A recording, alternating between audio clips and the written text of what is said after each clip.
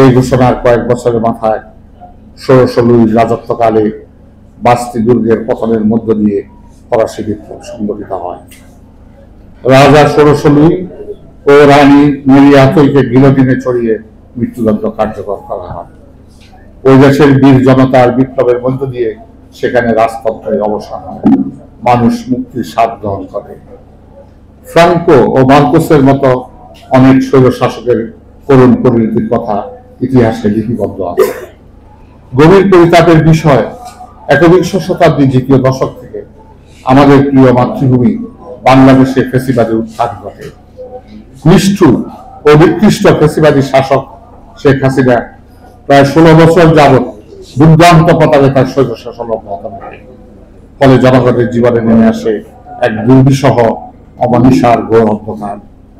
তার অবিচার, অত্যাচার, নিপীড়ন, নির্যাতন, হত্যা, ঘুম, সম্পদ লুণ্ঠন, শোষণ, বঞ্চনা ও অধিকার হরণের কাহিনী বিশ্বের যে কোনো বিবেকবান মানুষের মধ্যে আতঙ্ক ও শিহরণ সৃষ্টি করবে।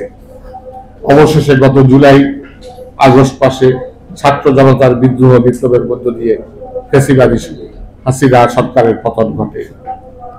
দাম্ভিক হাসিনা তার পতনের কিছুদিন আগে ঘোষণা দেয়, হাসিনা পালায় না। ভাগ্যের কি নিষ্ঠুর পরিহাস! এই ঘোষণার মাত্র 3 সপ্তাহের মাথায় নির্লজ্জভাবে সে দেশ থেকে পালিয়ে জীবন রক্ষা করে। বাংলাদেশের তরুণ সমাজ এই বিপ্লবের, এই গণ অভ্যুত্থানের নেতৃত্ব প্রদান করে। ছাত্র জনতার বহু ত্যাগ, তিতিক্ষা ও রক্তের বিনিময়ে বাংলাদেশের সূচনা হয় এক নবযুগের।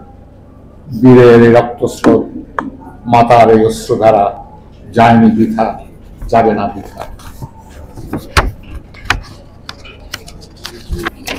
2007 সালের জানুয়ারি মাসে বাংলাদেশে যে অন্ধকার যুগের সূচনা হয়েছিল, সে অন্ধকার ধীরে ধীরে সমগ্র দেশ ও জাতিকে গ্রাস করেছিল। দুর্নীতি, স্বজনপ্রীতি, লুটপাট, হত্যা, গুম, অপহরণ, খাদ্য ভেজাল মিশ্রণ, দ্রব্যমূল্যের লাগামী ঊর্ধ্বগতি সমগ্র সমাজকে পঙ্গু করে ফেলে। এর ফলে দেশ ও জাতি গভীর অন্ধকারে নিমজ্জিত হয়। ইউরোপের মধ্যযুগকে বলা হতো অন্ধকার যুগ, কারণ তখনকার যাজক শাসক শ্রেণীর সীমাহীন শোষণ, নির্যাতন, অত্যাচার, অনাচারে মানুষের জীবনে নেমে আসে সীমাহীন দুর্ভোগ ও দুঃখ কষ্ট। অবশেষে পঞ্চদশ শতাব্দীতে 1453 সালে রেনেসাঁর সূত্রপাত এবং তারই ধারাবাহিকতায় রিফরমেশন আন্দোলনের মধ্য দিয়ে মানুষ মুক্তির সন্ধান লাভ করে।